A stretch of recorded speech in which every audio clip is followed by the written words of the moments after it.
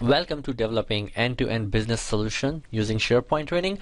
I am Razi, and in this training I will walk you through how to create a fully functional business solution using SharePoint Online.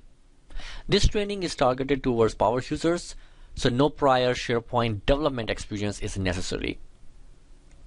Now, the approach that we're going to take is by using out-of-the-box items like SharePoint lists, tasks, and using a tool like SharePoint Designer, we will create a custom workflow.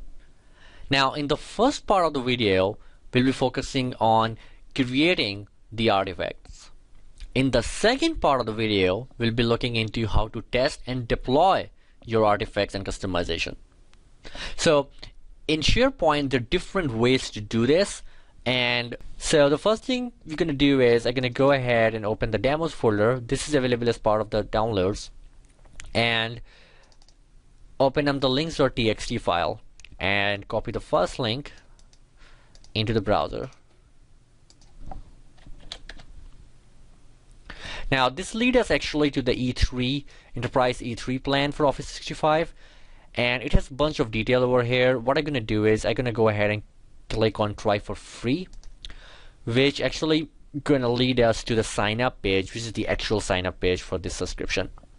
Now this is 30-day trial and no credit card is required, so it's pretty easy to go ahead and complete this form. What I'm going to do is I'm going to point out at two major pieces of information that are very critical. The first is the email ID that you're going to provide here. This email ID going to be used for all the future service notifications to you, and in case you want to reset the password. So I will go ahead and added this workflow. So what SharePoint Designer did is basically open it up in the linear flow, or what they call a text-based visual flow. So it's a text-based designer experience here.